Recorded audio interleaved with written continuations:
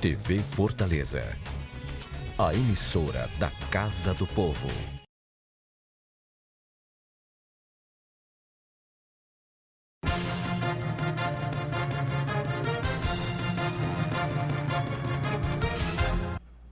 Olá, amigo telespectador. Estamos iniciando mais um programa Pela Ordem na sua TV Fortaleza, canal 61.4. Na sua TV Assembleia também, canal 61.3. Está aqui comigo hoje um amigo vereador Gardel Ferreira Rolim, 37 anos, casado, pai de 2 filhos. Foi eleito vereador de Fortaleza em 2016, está terminando o primeiro mandato. Pelo PPL, Partido Pátria Livre, que eu acho que ele mudou de nome, já o vereador vai me dizer qual é.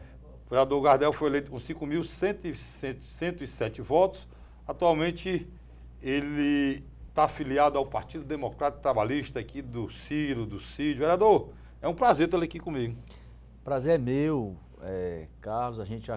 Nós já conversamos aí por telefone, já participei desse programa no rádio, mas pessoalmente é a primeira vez que a gente pode conversar. Né? É um prazer grande para mim estar aqui. O vereador Gardel, que é do PDT, né, ele menciona aqui o programa Hora da Verdade na Rádio Cidade AM 860, programa que eu comando lá há 13 anos, tá? Estou caindo os dentes lá de comandar o programa Hora da Verdade, só lá na Rádio Cidade. Mas, vereador, eu estou feliz de ter ele aqui porque o senhor é do partido, do PDT, que comanda hoje o estado do Ceará e nós estamos vivendo momentos difíceis no estado do Ceará. O senhor também é membro da mesa, o senhor é terceiro vice-presidente desta casa, da Câmara Municipal de Fortaleza. E eu queria começar logo lhe perguntando, não posso deixar de fazer isso, é importante eu ter a sua avaliação. A gente conseguiu, graças a Deus, sair de um momento muito difícil, e foi a greve dos policiais. Como é que o senhor viu tudo isso, esse momento triste acontecendo no estado de Ceará? Primeiro a gente viu, assim, eu vi com muita tristeza, né? Eu tenho dito aonde eu vou, inclusive me pronunciei na Câmara Municipal, que qualquer servidor, eu sou profissional de saúde. Fisioterapeuta, eu sou fisioterapeuta. A minha categoria ainda reclama muito de salário, né? E é bem justo que realmente eu acho que um fisioterapeuta ganha muito pouco. Como todos nesse país. Como todos, né? Professores ganham pouco, profissionais de saúde ganham pouco, né? Muitas vezes para manter a família com dignidade tem que trabalhar 60, 80 horas semanais e isso nós precisamos olhar com um certo carinho para categorias que lutam por melhores salários, né? Esse é um ponto que tem que ficar claro, né? Eu sou, como eu disse, inclusive nasci profissionalmente dentro do serviço público, dando plantãozinho como fisioterapeuta. E sei como é difícil a questão salarial. No entanto, o que me chocou, que espantou inclusive todos os cearenses, foi a forma como alguns policiais foram reivindicar suas melhorias salariais. Forma primeiro ilegal, fazendo motim, greve, amedrontando a população, atirando em delegacias, depredando viaturas. Quer dizer, isso é algo assustador, né? Então, nós que temos a responsabilidade com a cidade, eu fiquei impactado, chocado. Como eu disse, eu acho que toda a razão que eles tinham de lutar por salários melhores, eles perderam quando migraram para a ilegalidade. Vale lembrar que eu tenho certeza que foi uma minoria. E aí essa minoria acabou por prejudicar todo o movimento da luta por melhores salários da polícia, que eu acho que saiu enfraquecida. Né? Se você me perguntar... Eu já ia lhe perguntar isso. Pronto. A avaliação que o senhor faz... Eu acho que politicamente... Do pós-motim, que não existe greve na polícia, do pós-motim. Eu acho que a luta por salários melhores na política saiu enfraquecida. Os líderes do movimento saíram enfraquecidos. A imagem da polícia militar... Com certeza, com certeza. Né, que esse é um ponto... totalmente destruída. Esse é um ponto que eu acho que é o que eu tenho mais pena. Porque, sabe por quê, vereador? Só completar seu raciocínio, sem querer lhe atrapalhar, mas você foi prefeito aí na... O senhor conseguiu resumir muito bem. Talvez esse momento da Polícia Militar seja um momento em que ela estivesse mais fortalecida. Exatamente. Quer dizer... Ela saiu do ápice Perfeito. Nós estávamos em qual momento? Nós estávamos num momento em que a polícia estava equipada com viaturas novas, armamentos novos, coletes novos, que eram a reivindicação da polícia. Todas as progressões que historicamente a polícia brigava muito para ter, né, prazos definidos para as progressões nas carreiras, o governador tinha dado. Os índices de homicídio tinham despencado, ou seja, estava havendo uma interação da polícia militar com a população muito boa. O resultado era positivo. E aí você tem esse episódio do motim, da greve, e eu acho, a minha avaliação, é isso, quando passar um pouco mais o tempo é que a gente vai ter mais clareza, mas eu acho que a imagem da polícia militar ficou muito arranhada. É muito ruim porque a gente tem que olhar as coisas com a clareza dos fatos. Por exemplo, o governador ele não tem o poder de dar voz de prisão em ninguém. O soldado tem. O soldado Noélio, que era seu colega aqui na casa, hoje é deputado, ele hoje é deputado, ele não é mais soldado. Como deputado, ele não dá voz de prisão em ninguém. Né? Uhum. Mas quando ele era soldado, ele podia. Por quê? Porque o soldado é o cara que executa a lei. Ele é a pessoa, por exemplo, se o juiz determina a prisão de um cidadão. Quem vai fazer a prisão? É um membro da Polícia Militar, um soldado. E como é que essa pessoa que prende, que muitas vezes usa a violência para fazer a prisão, ou usa a arma para deter o fora da lei, vai estar fora da lei? Essa é a discussão. Você perde o sentido Por esse motivo, né, vereador, é que não pode haver greve. Exatamente. Nós nem entramos nesse debate. Por que é proibido por lei na Constituição a polícia fazer greve? Por várias razões, né? Mas uma delas é porque ele tem porte autorizado de arma. Né? 2, ele é responsável pela segurança pública das pessoas. Quando ele para a sua atividade, ou seja, que nós assistimos isso não é fantasioso não, isso é real. Já é a segunda vez em 10 anos, né? O batalhão da polícia... Teve aquele do Tasso também, né? Foi na década de 80 ainda, lembra? Saiu um coronel baleado, né? Eu me lembro que houve uma... Isso. Aqui na Aerolândia, na Raul Barbosa, teve um batalhão da Polícia Militar Ambiental que foi alvejado por bala por outros policiais.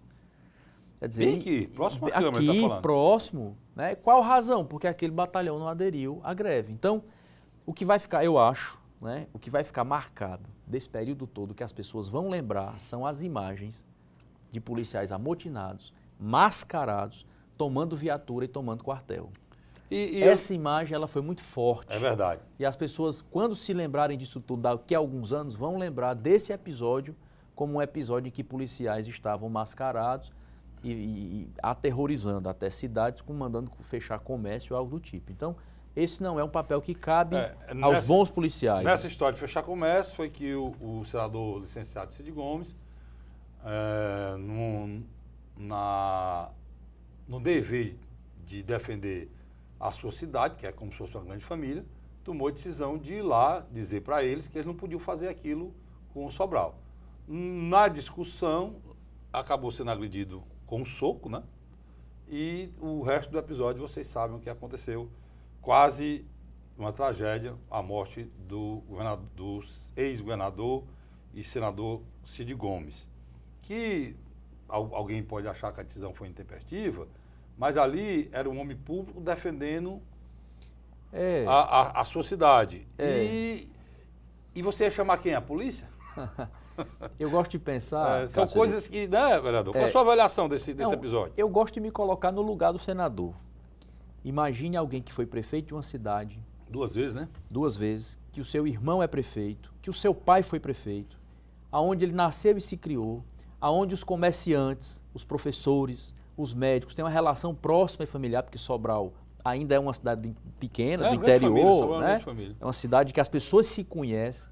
Imagine esse terror todo de policiais enmascarados, mandando fechar comércio, fechar escola e tudo.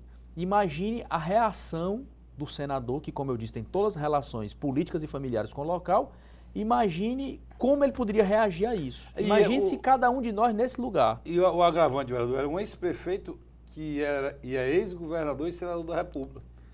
Que toda a expectativa de resolução daquele problema está fixada nele.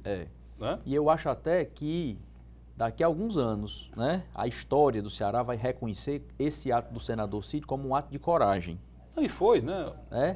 Porque as pessoas falam, porque foi com um trator. Tudo bem, poderia ter sido um trator, poderia ter sido um cavalo, poderia ter sido uma bicicleta, mas o fato dele ter enfrentado uma situação que estava gerando medo, pavor, pânico na cidade, foi um ato de muita coragem. Antes de estar com o trator, ele já foi agredido no chão, Exatamente. né, quando tentou conversar. Exatamente. Então, é importante a gente fazer toda essa avaliação, porque a greve acabou. E outra coisa que me chateou, vereador, como cidadão do Ceará, foi a frase do presidente Bolsonaro, onde ele diz assim: senhor Camilo, cuide do seu Ceará, que eu não posso mandar o GLO, a minha GLO ad eterno não, como o outro presidente fez, né? Por que você viu essa... Porque o presidente já tinha dito anteriormente o seguinte, que estava preocupado com o excludente de ilicitude, porque o policial, o militar do Exército poderia dar um tiro em alguém no GLO desse, numa garantia da lei e da ordem, e ser processado. E eu tomei um susto, que eu dizia, o presidente tem para estar preocupado com as pessoas que irão morrer se não chegar aqui o Exército, né? Não com o que pode acontecer com o policial que foi processado. Aí depois veio essa história, logo quando estava terminando o primeiro GLO. Como você viu isso aí, vereador? Primeiro assim eu vou fazer uma leitura tentar ser bastante frio, né? Haja visto que eu sou um crítico muito ferrenho, assim, muito ácido das posturas e das falas do presidente Bolsonaro, mas eu vou tentar ser muito frio nessa avaliação. Primeiro, a gente tem que reconhecer que ele fez o GLO e mandou, né? A gente precisa até agradecer pela grandeza de ter feito isso. O passo 2 dele foi ter pego esse ato de grandeza dele e ter reduzido a uma disputa política eleitoral, né? Quando eu vejo essa fala do Bolsonaro, nada me convence, do contrário, de que ele não fez isso para tentar agredir politicamente o governador Camilo, que é do PT, e agredir politicamente o Ciro Gomes, o Cid Gomes, que são do PDT, que são adversários políticos do presidente. Então, o presidente fez essa fala, né, assim, tentando fazer uma demarcação política, eleitoral, partidária. Isso né? É lamentável. 3 anos da eleição, né? É muito lamentável, né? O que qualquer brasileiro, democrata, republicano, esperava de um presidente da República é que ele garantisse a segurança dos cearenses. E pronto.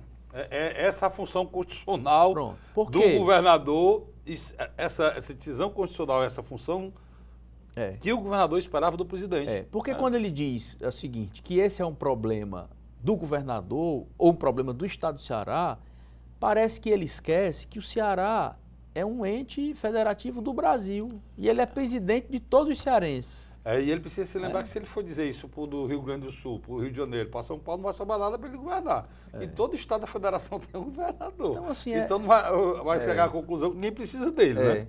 A postura do presidente, assim, eu gosto até, Carlos Frederico, de dividir um pouco as coisas, né? Do ponto de vista da administração pública que o presidente Bolsonaro está conduzindo o Brasil, nós temos muitas críticas a fazer. E a essas a gente vai fazendo a crítica, mostrando qual o caminho que o PDT poderia dar aos problemas levantados e ter um bom debate para se fazer nesse campo. Um outro ponto que a gente tem que discutir, que não é a condução administrativa do governo, é a postura pessoal do presidente da República. Eu acho que nós não tivemos na história do Brasil um presidente da República que se comportasse tão mal como o presidente Bolsonaro. É uma situação complicada. Assim, e até eu não... Acho, inclusive, que ele atrapalha mais o governo do que ajuda. Inclusive, isso foi dito hoje por um ex-membro do governo dele. E saiu dizendo justamente isso.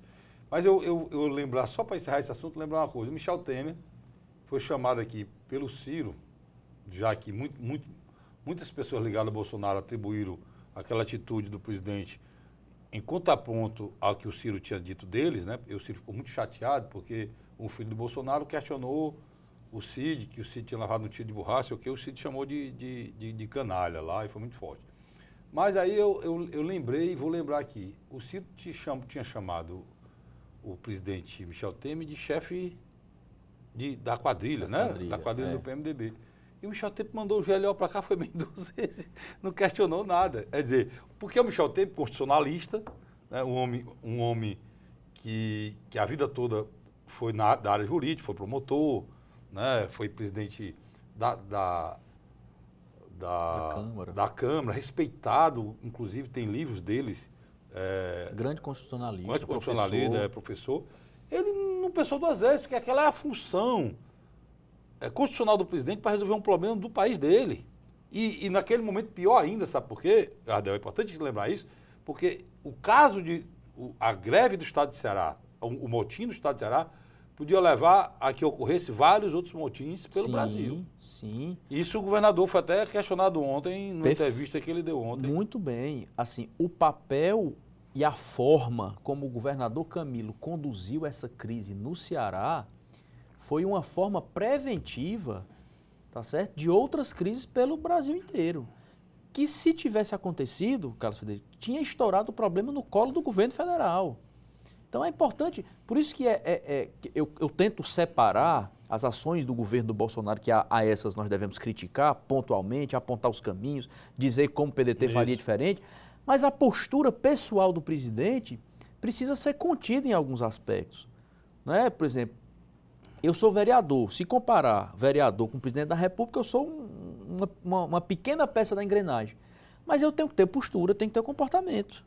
Eu não posso fazer determinadas coisas. Lembrando que imagine um presidente da República. O ex-presidente Tancredo Neves começou como vereador lá em São João del Rei. Não lembrar, viu, vereador? Mas imagine, assim, sem fazer nenhuma crítica, imagine eu como vereador, que sou uma autoridade da cidade, constituída pelo voto, posso sair por aí fazendo o que me dá vontade na cabeça, ou dizendo, ou falando o que penso, ou seja, tem que ter uma educação, tem que ter um decoro do cargo que ocupa. Eu acho que o que o senhor reclama, que todo mundo reclama, é a liturgia do cargo. O cara é presidente da República e precisa entender isso. Ele não é mais o Bolsonaro e dizia o que queria, onde queria. E, por exemplo, eu faço aqui elogios ao Bolsonaro. Por exemplo, o ministro da Infraestrutura dele é espetacular. O ministro da Infraestrutura, que é quem está resolvendo o problema da Ferrovia Norte-Sul, e está também, vereador, resolvendo o problema de um pedaço da Transamazônica. Há anos estava lá, né, para ser resolvido. A equipe econômica conseguiu, coisa que o governo Lula não conseguiu, nem Dilma conseguiu, baixar o juro. Nunca teve tão baixo na história. É um governo de direita.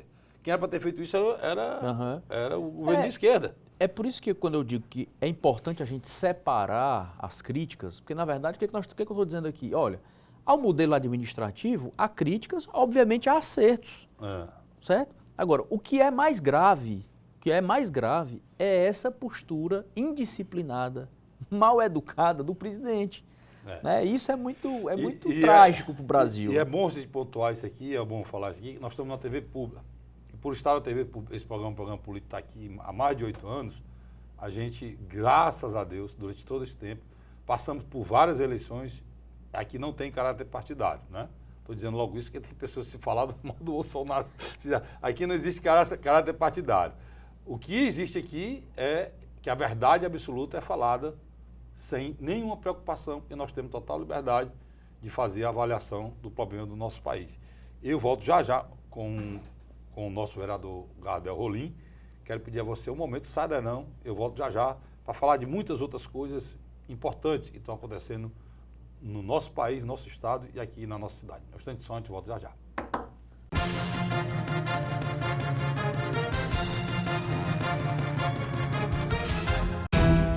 Avançar rumo a uma vida mais saudável e solidária é a nossa fortaleza. Novas UPAs, monitores dos postos de saúde, núcleos de apoio à saúde da família, salas de aleitamento materno, núcleo de desenvolvimento infantil, central de medicamentos, novo centro materno infantil, novos leitos nos Frotinhas e primeiros leitos do IJF2. Prefeitura e você, uma fortaleza que avança rumo ao futuro, é a gente que faz. Bem-vindos a um novo ano. A Prefeitura investe no social para um futuro com mais segurança em Fortaleza. Juventude na Onda, Academia EMEM, Rede Cuca da Prefeitura, inova com centros de educação infantil e mais escolas de tempo integral. A educação de tempo integral da Prefeitura é saber, é vida, é saúde e mais segurança para milhares de jovens da periferia. Prefeitura e você, uma Fortaleza melhor é a gente que faz.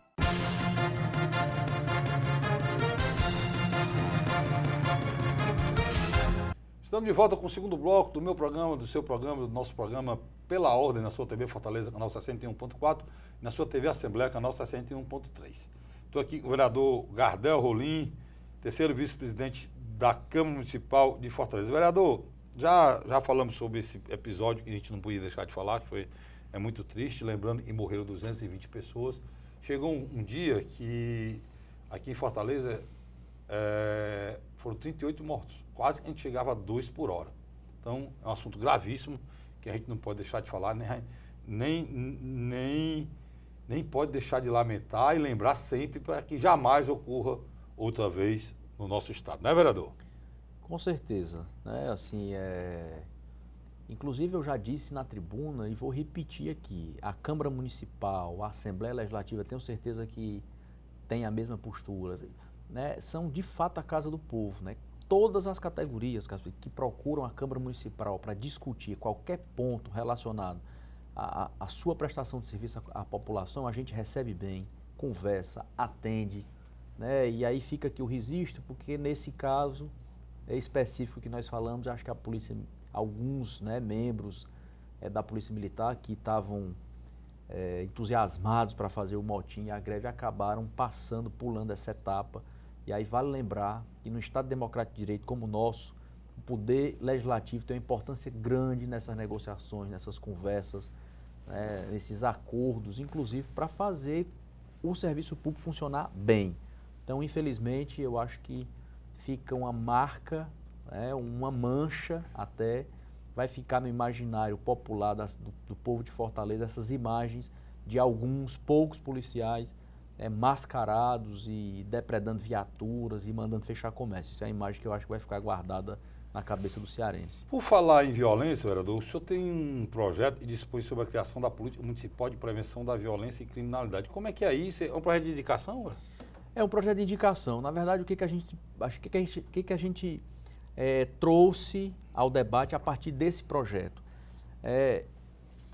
O combate à violência, nós entendemos que ele tem algumas esferas, Carlos Frederico. Então, eu imagino que dentro do município, né, já que o combate à segurança pública de forma ostensiva deve ser feito pela polícia e é vinculada ao governo do estado e algumas polícias ao governo federal, o município deve ter um papel preventivo, um papel de fomentar pequenos negócios, um papel de estar mais perto da escola, de uma escola nova, moderna, né, remodelada, que não seja uma escola tradicional, uma escola que atraia os alunos, que a gente possa chegar um serviço público de mais qualidade na educação, na saúde, né? Eu sou oriundo da saúde, sei que nós ainda temos dificuldades enormes na saúde que a gente precisa superar. Portanto, se a gente pegar exemplos no mundo de cidades ou países que superaram a violência, eles fizeram um trabalho preventivo muito grande.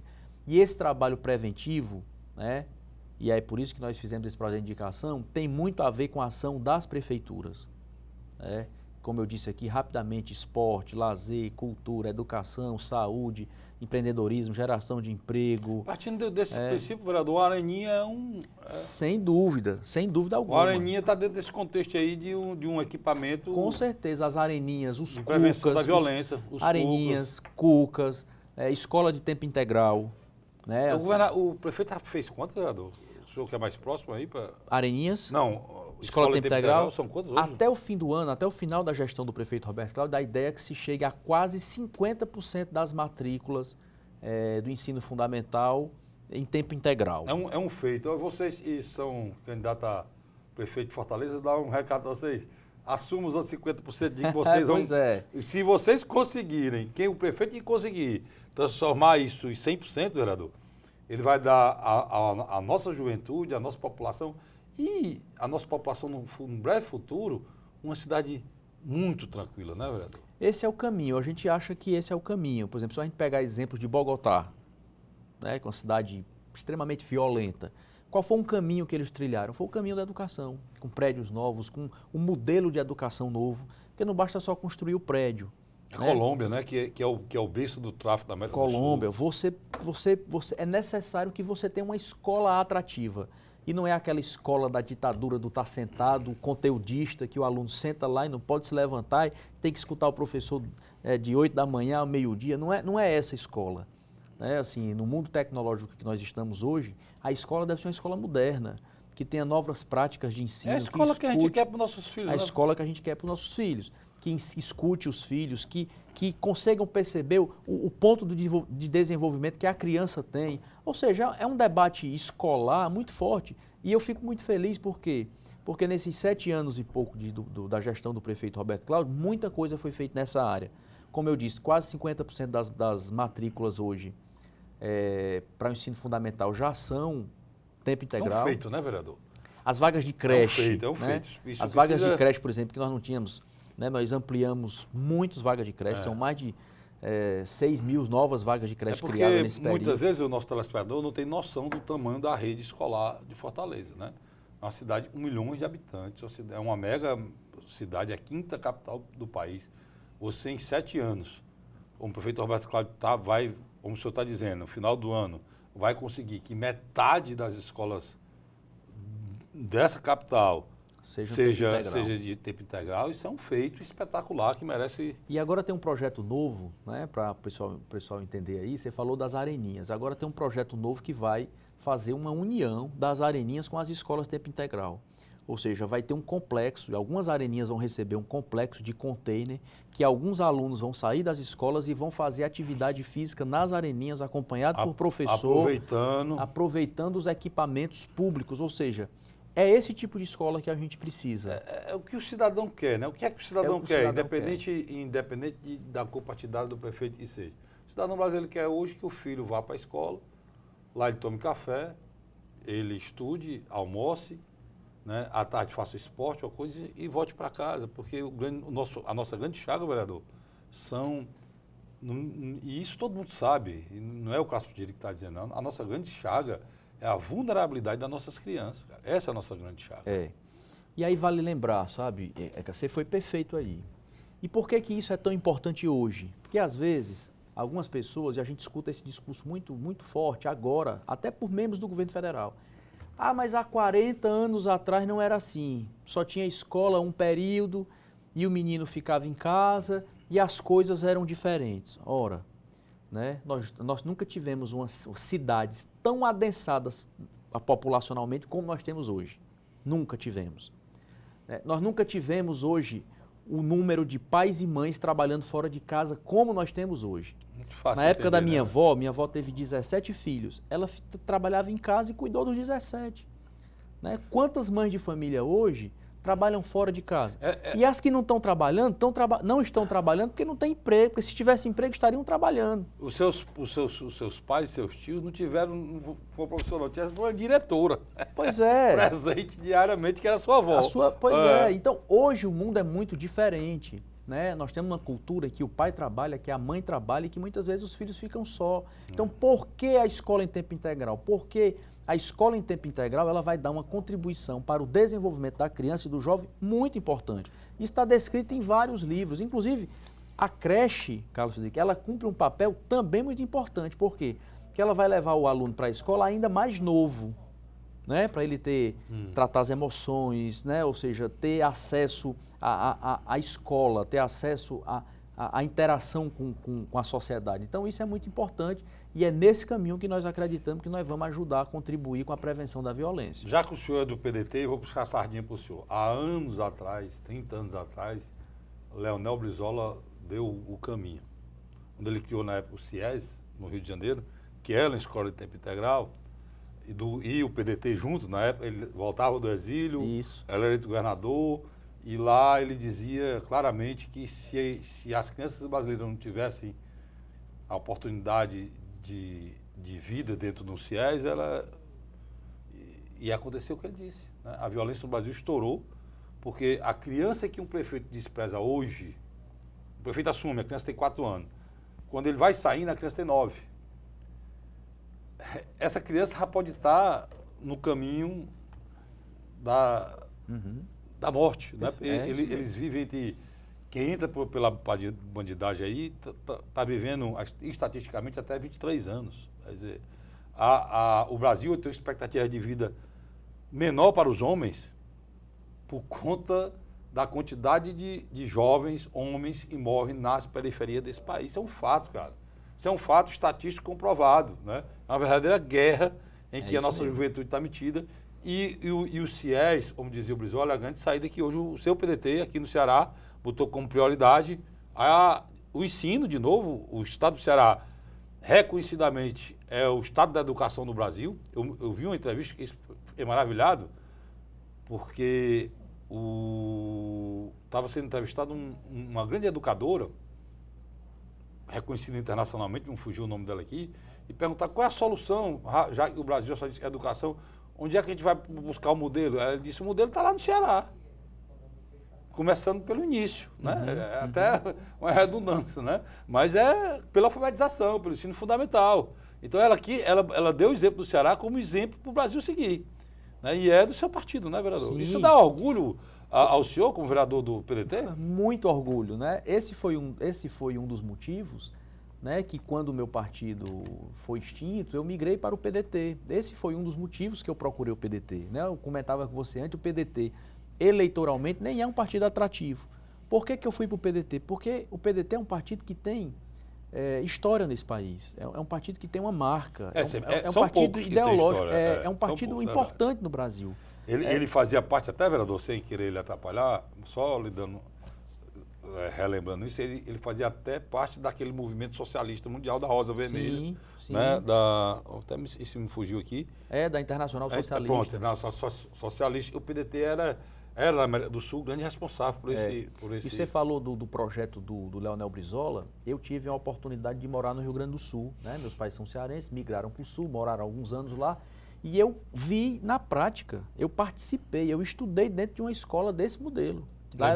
Lá não chama CIES, chama CIEM, né? Que o modelo... E eu participei, eram colégios enormes, com várias quadras de futebol, vários campos de futebol, piscinas, e era aberto para a comunidade o dia inteiro. Então, todas as crianças do entorno queriam ir para o CIEM e passar o dia lá, certo? E tinha uma alimentação de qualidade, a gente ia para a escola, para as aulas, e a gente queria que a aula terminasse, mas não era para sair para a rua, não. Era para a gente ficar lá, porque podia jogar ping-pong, podia jogar futebol, e tinha professor, e tinha equipamento, Ou seja, você atraía. É essa escola que nós precisamos construir, uma escola que atraia o jovem para dentro dela. Né? Um grande problema da educação é a evasão. Por que o jovem sai da escola? Porque a escola não é atrativa. Então a gente tem que ter uma escola atrativa, que as crianças gostem de estar lá. Vereador, eu estava olhando aqui, vamos continuar aqui, que eu estou olhando, pegando os seus projetos e estando dentro dessa discussão. Estava vendo aqui o seu assessor, por sinal, muito competente, está ali com a gente, o Lucas. O Lucas me colocou aqui uma coisa interessante. O senhor fez um projeto de lei ordinária, o 478, e dispõe sobre a obrigatoriedade de apresentação da cartão de vacinação no ato da matrícula de alunos da rede pública. Isso já está funcionando, vereador? Pois é, isso já está funcionando, né? Na verdade, tinha até já uma iniciativa semelhante de outro vereador. Essa já é uma temática que discutida, não é de agora. Qual era o objetivo desse projeto? É que a gente consiga também ter mais proximidade, e aí eu sou da área da saúde, né? Ter mais proximidade da escola com os equipamentos de saúde, tá? Eu acho, nós precisamos evoluir ainda nessa discussão. Um dos grandes problemas que nós temos de saúde hoje não é a cura da doença, mas é uma prevenção da saúde. Como é que a gente previne a saúde? Como é que a gente previne a hipertensão? Como é que a gente previne a diabetes, que são hoje responsáveis, essas duas doenças, são responsáveis pela maior parte dos internamentos dos idosos. Como é que a gente previne isso? A gente previne com a educação. Como é que a gente consegue ter a nossa pressão controlada? Tem a ver com alimentação, tem a ver com rotina de vida, com prática de exercício físico. Então, existe uma relação, né? E inclusive é uma crítica que eu tenho ao modelo organizacional das gestões públicas do Brasil inteiro, isso não é de agora, e não é só no Brasil, que muitas vezes as pastas elas são muito departamentalizadas. Não há uma interação entre elas. Não há uma interação. A educação tem os seus projetos e avança, a saúde tem os seus projetos em avanço, mas em que momento nós vamos sentar para conversar? Porque o cidadão é o mesmo. Tem que ter uma interdependência, né? Falta essa... E aqui o seu projeto é muito claro nisso, né? O senhor coloca o cartão de vacinação, que é uma coisa da saúde... Como um pré-requisito para ele... Ou seja, na verdade, a gente não está aí tentando impedir que ele seja matriculado na escola. O que nós estamos dizendo é o seguinte, olha, vamos matricular teu filho na escola, Mas nós precisamos ter o acompanhamento dele lá da saúde, se ele está vacinado, e hoje mais do que nunca, né, vereador? Né? Se ele está vacinado, se ele passou pela consulta, se ele está... Ou seja, se a gente... Por quê? Porque o grande lance hoje da saúde, assim, a coisa que nós precisamos aprender, na verdade, nós como poder público, nós como cidadão, o poder público precisa aprender que nós temos que investir mais na prevenção. Tratar a doença é sempre um caminho mais caro, mais difícil, né, mais complexo. Prevenir é sempre mais fácil. Mas, infelizmente, a gente não tem essa cultura ainda da prevenção. E eu estou dizendo isso não é só o cidadão, não. Nós cidadãos não temos essa cultura da prevenção. Mas o poder público também não tem. Se você pegar, Cássio Derico, do orçamento do SUS, certo? Quase 90% dele é destinado a manter hospitais terciários e urgências e emergências. 10% é destinado à atenção básica, mais ou menos, né? Um pouco mais. E o restinho é que é a prevenção. Então, eu já estou colocando os 10% da atenção básica na prevenção. Ou seja, eu gasto 10% na prevenção, se eu tiver uma atenção básica funcionando bem, e 90% para cuidar da doença, para tratar a doença. Então, assim, é uma lógica que a gente já deixa estampado lá a partir do orçamento. O senhor tocou em duas coisas fundamentais. O senhor fala em diabetes e pressão alta, que vem encarecendo. E existem outras coisas que a gente não discute. Por exemplo, aqui no Ceará nós temos uma epidemia de acidente de moto, que está levando a um JF desse, ele pode triplicar o número de UTI e nunca vai ser suficiente. Porque as motos ocupam a UTI e quem tem um problema de um AVC, um infarto, uma queda no banheiro, não vai ter. Quer dizer, existe muita coisa para ser discutida na área de saúde, né? Não tenha dúvida. E, por exemplo, essa é uma coisa muito séria que nenhum político, quem tentou botar o dedo aí, foi de novo do seu partido, foi o ex-governador Cid Gomes, mas foi mal entendido, inclusive, quando ele passou a exigir, né, a carteira de motorista e tal das pessoas mais pobres e tal. Por quê? Porque a quantidade de acidentes e de dificuldades e o preço disso para a saúde no estado de Ceará, disse um paciente com uma queda, um episódio numa moto, ele custa em média R$35 mil para o estado. Em média, né? Uhum. Isso pode ser muito mais. Então, o cidadão tem um exemplo disso. Em torno de 70% dos pacientes que estão no JF por conta de traumas advêm de acidentes de moto. Pronto. 70%. Pronto. Você já classificou aqui o tamanho desse problema. E ele é fisioterapeuta, ele sabe que se for feito da maneira que deveria ser feito, o acompanhamento, o tratamento fisioterapeuta, vereador, aí se torna mais caro ainda, né? E como eu já falei, mas só para o cidadão entender, esse também é um problema, Cássio Derico, que advém desse adensamento populacional. Há 50 anos atrás, nós não tínhamos problema de acidente de moto. E a moto foi distribuída, capilarizada pelo país, sem ninguém se preocupar com esse fato. Tem aqui, eu tenho que ir para o intervalo, mas vou já voltar no terceiro bloco, falando sobre essa questão aqui das vacinas, vereador. Eu quero lhe parabenizar. O Brasil vive hoje um problema sério em relação às vacinas. Eu vi um quartel lá em São Paulo e 72 cadetes estão com um sarampo. Você já imaginou isso? Por quê? Porque não houve a vacinação, que antigamente era uma coisa corriqueira, normal. O sarampo já tinha saído da nossa convivência como uma doença. Era lembrado a vacina. A doença não. A poliomielite, estão dizendo que pode voltar a pessoa. Então, a vacinação tem sido, inclusive, vítima de fake news, né? E tem dificultado a vida do Ministério da Saúde. Eu vou voltar falando sobre isso, porque o vereador Gardel tem muita coisa na área de saúde. Tem uma coisa que achei interessante em relação à UTI, a importância do fisioterapeuta, que eu sei disso, já tive parentes da UTI, e também falando sobre isso. Um instante só, a gente volta já, não sai daí não.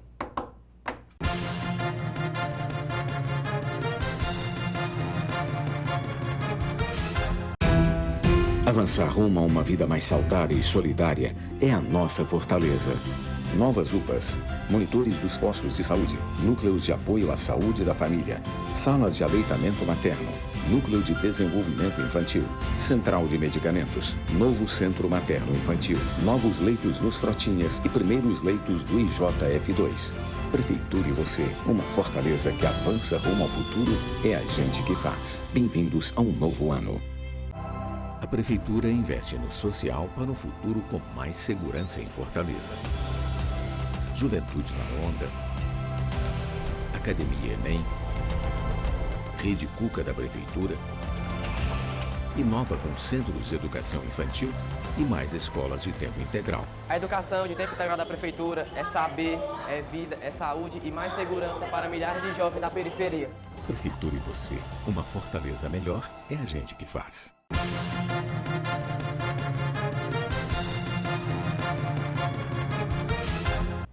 Estamos de volta com o terceiro e último bloco do meu programa, do seu programa, do nosso programa Pela Ordem, na sua TV Fortaleza, canal 61.4, na sua TV Assembleia, canal 61.3. Eu estava conversando aqui em off com o vereador Gardel, ele estava dizendo para mim, ele disse, amigo, acho que passa rápido, e passa mesmo, né?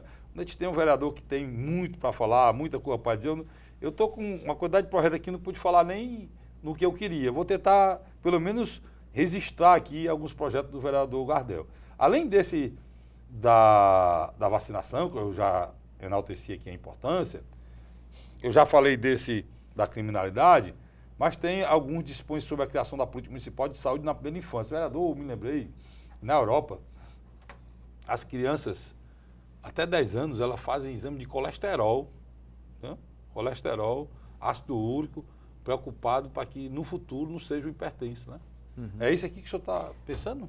Aí nós, de novo, assim, né? É um projeto de lei aqui, né? Foi aprovado, vereador. É um projeto de lei, está tramitando. Está tramitando. Aí também tem a ver com essa questão da educação, né? O prefeito tem investido muito em creche, tem feito uma política municipal relacionada à primeira infância muito forte. E nós tentamos contribuir aí, inclusive esse projeto foi discutido com o pessoal da Sociedade de Pediatria do Ceará, para que a gente pudesse também, já que nós estamos priorizando a primeira infância na educação, nós estamos priorizando a primeira infância nas questões afetivas, que aí tem um braço, inclusive, da saúde, que os agentes de saúde estão cumprindo isso na casa das pessoas. Nós também tentamos contribuir aí para que a gente criasse, dentro das unidades de saúde, um expediente de prioridade para essas crianças, né? Ou seja, a gente pudesse, o exemplo que você usou da Europa foi muito pertinente, que a gente pudesse ter exames de rotina com frequência, né, pré-agendados, né, exames de que a gente possa, já na primeira infância, a gente dar uma atenção maior, né? A gente sabe que tem alguns grupos na sociedade que eles precisam de atenção maior da saúde.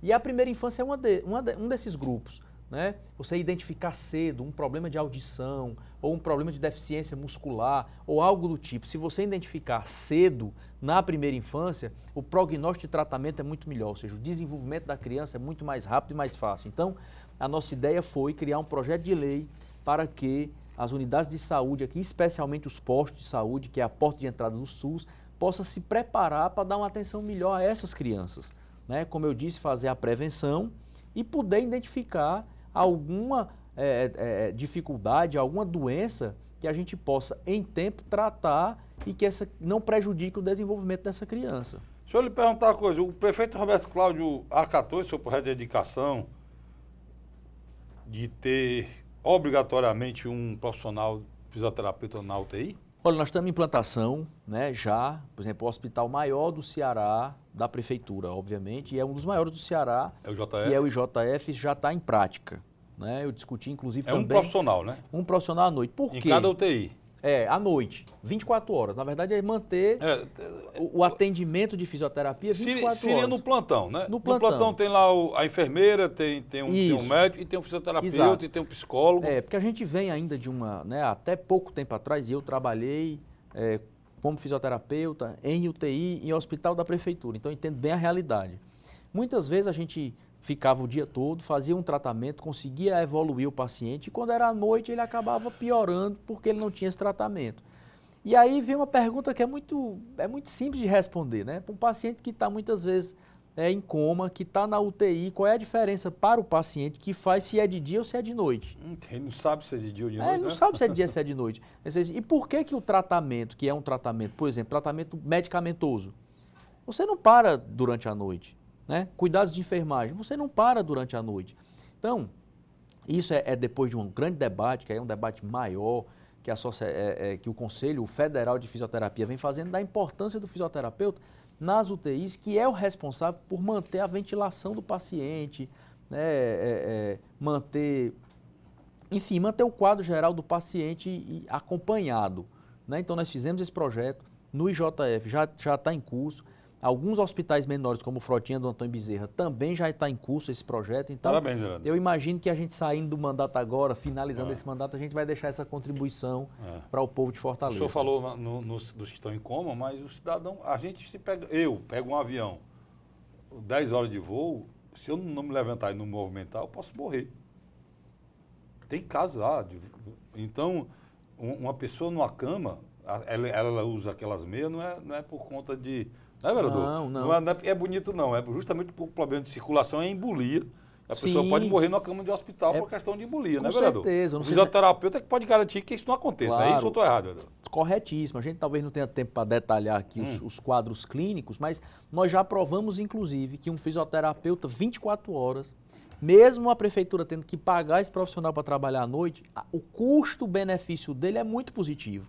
Por quê? Porque se você tem um profissional à noite, você evita embolia, você aumenta a circulação do paciente, você mantém as vias aéreas melhores, ou seja, ele acaba saindo da UTI mais rápido do que não tendo esse fisioterapeuta à noite. E o custo de um paciente em uma UTI, além, né, da gente ter a vaga disponível para um outro paciente que precisa, o custo daquele paciente na UTI muitas vezes é muito mais caro. Pronto. Aí o senhor facilita, o trabalho do fisioterapeuta facilita a saída mais rápida do paciente da UTI. É o tipo de projeto e de ação que todo mundo ganha, né, Carlos Frederico? Você ganha o paciente porque se reabilita mais rápido, a prefeitura ganha porque diminui o custo de internação com aquele paciente e ganha também porque é o que a gente chama de rotatividade dos leitos na UTI acaba sendo maior. Né? É igual um outro projeto meu, que eu não sei se você vai falar sobre ele. Eu ia falar sobre um aqui que eu fiquei curioso, esse do assunto religioso. Eu posso falar sobre ele, mas só para dar aqui... O senhor tem também da primeira infância, né? Mas eu queria falar de um que é sobre a integração dos prontuários eletrônicos. O que é isso? É uma coisa muito específica para a área da saúde, não sei se o cidadão aqui vai poder acompanhar, mas o que é esse projeto nosso? É que o prontuário, ou seja, a história de vida, né, principalmente relacionada à saúde do paciente, do cidadão de Fortaleza, possa ser acessado do IJF, do Frotinha, da UPA, da Policlínica, do posto, porque isso também vai reduzir custo de atendimento, vai diminuir a espera do paciente por uma consulta especializada. Por quê? Porque se eu vou hoje à UPA e eu faço um exame na UPA e os resultados desse exame ficam no sistema, se semana que vem eu precisar ir no posto de saúde, o resultado daquele exame vai poder ser acessado, que eu fiz a semana passada. Então, é um tipo da integração, de custo que a prefeitura vai ter, que acaba tendo um benefício muito grande para o cidadão e acaba diminuindo o custo financeiro da prefeitura, ou seja, aquele recurso pode ser revertido em outra ação na área da saúde. Muito bom. Eu tenho aqui também, vereador, que o senhor falasse, eu queria mostrar aqui, dar um close aqui na revista aqui do vereador Gardel Rolim, que é importante a gente ver o vereador com a preocupação de divulgar suas ações. Estamos no ano eleitoral e é importante que a TV Fortaleza mostre o que os nossos vereadores estão fazendo, tá certo? Para que a cidadania possa ser exercida. Dá um closezinho aqui, por favor. Aqui, ó, o vereador Gardel Rolim, e tem aqui alerta e preocupação com a queda no número da cobertura vacinal em todo o país. É aquilo que você falou. Pois é, trabalhando pela ampliação em Fortaleza do NASF, né, vereador? Que é o Núcleo de Apoio à Saúde da Família, que são esses profissionais, psicólogo, fisioterapeuta, terapeuta ocupacional, que estão lá no posto de saúde para atender esse cidadão que precisa. Pronto. Então, eu quero parabenizá-lo por isso. Isso aqui é fundamental. O político tem por obrigação prestar conta, né, do seu mandato à cidadania. Né? E ser vereador é isso aqui. Né? Ser vereador é isso aqui. E aqui tem as reuniões, tem os programas Mais Ação que ele participou. Enfim, está todo aqui. Parabéns, né, pela revista, pela assessoria que me entregou aqui. Fiquei muito feliz. Vereador, posso deixar você sair daqui sem a gente falar de política. Né? Tirar um pouquinho dos seus projetos aqui, que é muito falar de política. Político tem que falar de política, tem que falar. Nós estamos indo o prefeito Roberto Cláudio não pode mais ser candidato a prefeito e está aí na iminência da escolha de um novo candidato do seu partido, né? Como é que está isso? quais são os nomes, alguma novidade, alguma coisa aqui em off, só para mim e para você e para o resto, e para o resto da nossa audiência, que aqui eu não sei, que preciso saber. Diga aí para a gente, como é que está isso? Essa semana nós tivemos até uma reunião da bancada, né, de vereadores do PDT com o prefeito Roberto Cláudio, que é também o presidente municipal do PDT, né, para discutir um pouco as questões relacionadas à eleição. Mas a primeira coisa que nós discutimos, e foi prioridade para todos os vereadores, foi a gente, primeiro, fazer uma defesa importante de todo esse legado que o PDT tem à frente da prefeitura. Antes da gente discutir o nome, nós vamos precisar fazer uma defesa dos projetos e do legado. Nós falamos aqui de educação, por exemplo, nós precisamos ter alguém que defenda a continuidade, né, dessa educação de escola de tempo integral, que se comprometa, que foi uma vitória, que é uma marca do PDT. Só lembrando, quando o prefeito Roberto Cláudio recebeu a educação de Fortaleza, se não me engano, na avaliação, ela era a penúltima. Isso. Ela só era melhor do que a educação do Parambu. Pronto, né? você sabe. Então, assim, nós discutimos, né, política e tudo, mas nós não, sinceramente, nós não discutimos nomes ainda. Né? Eu gosto de dizer, e essa é uma avaliação pessoal, aqui não falo em nome do partido e nem em nome do prefeito Roberto Cláudio, que o PDT tem uma vantagem em cima de outros partidos, que nós temos 11 vereadores na Câmara Municipal, nós temos, se não me falha a memória, 14 deputados estaduais, nós temos 6 deputados federais, nós temos a vice-governadora do PDT, nós temos vários secretários do município e do estado, que deixa o PDT aí com um leque de 50 pessoas ou perto disso, ou mais do que isso, aptas a defender o projeto do PDT na candidatura para prefeito de Fortaleza. Então é muita gente. Então, o que é que eu acho? Eu acho que no meio de todo esse grupo, nós vamos encontrar um candidato que tem um perfil, que entenda de administração pública, né, que... Longe na política, ele não soltou nada para mim.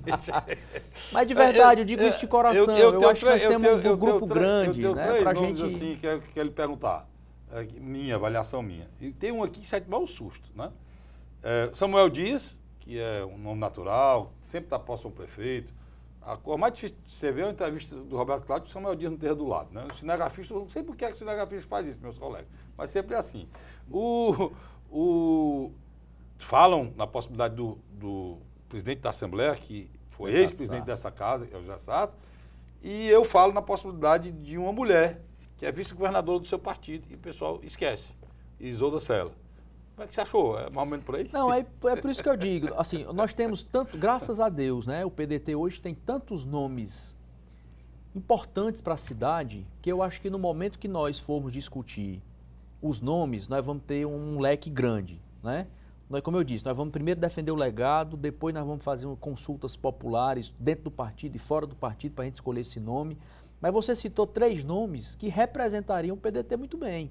Nós temos um deputado estadual como o Sarto, que é presidente da Assembleia, que tem experiência política, é um grande gestor, né? Já tem, digamos assim, é comprovadamente alguém que tem equilíbrio, que tem qualidade técnica, é médico. É fundamental agora, né?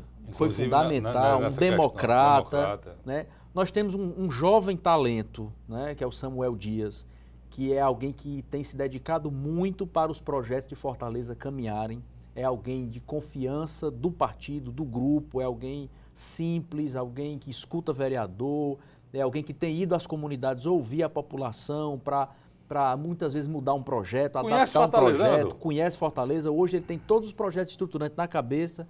E você falou de uma grande mulher, sem dúvida nenhuma representaria muito bem o partido, que é uma mulher, inclusive, que ela tem uma marca na educação muito forte. Quando você fala de Isolda, você fala de educação. A educação do Ceará deve muito a ela. Então, assim, aí você, de todos desses quadros que eu falei, você citou 3 que representariam o PDT muito bem. Eu gosto muito dos 3, né? Gosto muito dos 3. Acho que qualquer um desses ou outros, né, que entrem nesse filtro, nessa peneira e que juntos o PDT vai escolher, ouvindo a população, nós vamos levar, de novo, primeiro, a defesa dos projetos estruturantes que a prefeitura, liderada pelo prefeito Roberto Cláudio, vem tocando. 2, alguém que represente o partido politicamente, né? Nós precisamos ter compromisso administrativo em manter as políticas de sucesso da gestão do Roberto Cláudio. 2, que defenda as bandeiras do PDT. 3, que seja alguém que a cidade de Fortaleza confie. Muito bem. E vereador. esses 3 nomes que você falou são muito bons, que cumprem todos esses quesitos aqui. Vereador, quero lhe agradecer demais a sua vinda aqui, muito esclarecedora, muito importante. E desejar sucesso, o senhor volte aqui Amém, obrigado. à Uma discussão, muito bom. à Câmara Municipal. Fica à vontade aí para, pelo final, os seus eleitores, amigos. É só agradecer mais uma vez aqui a oportunidade de estar aqui conversando, né, falando um pouco de projeto, falando um pouco de política, podendo expressar um pouco as nossas ideias, né? O cidadão precisa conhecer vereadores, deputados, precisa conhecer o que eles pensam. Então é muito importante a população ir atrás, né? Eu costumo dizer muito aonde eu vou. Olha, me procure, pesquise a minha vida, Isso é né? fundamental. Pesquise a minha vida. Nós estamos tem um modismo aí que é do pessoal da internet, né? Dos youtubers da vida, que muitas vezes aparecem no seu celular, mas você não sabe de onde o cara saiu, o que ele defende, como é que é a história de vida dele. Então eu sou vereador hoje, eu tenho 38 anos, eu estou no meu primeiro mandato. Desde que eu me formei, né, que eu sou dedicado à Fortaleza, trabalhando em Fortaleza, à saúde pública de Fortaleza. Então, assim, são aí 20 anos, né, só depois de formado, contribuindo com a cidade. E estou agora nesses 4 contribuindo como vereador. Não sei quanto tempo vou ficar na política, mas se sair da política eu vou continuar colaborando com a cidade. Então é importante você, eleitor, cidadão de Fortaleza, procure quem de fato está colaborando com a cidade, está discutindo a cidade, está interessado em fazer a cidade um lugar melhor para viver, para nós, para os nossos filhos, para os nossos netos. Valeu. Eu estive aí conversando por 1 hora com meu amigo Gardel Rolim, posso chamar assim, eu acompanho ele há muito tempo no rádio e agora aqui na televisão. Agradeço a você, assinante e audiência. Eu volto na próxima semana, se Deus quiser, com mais um programa Pela Ordem. Até lá.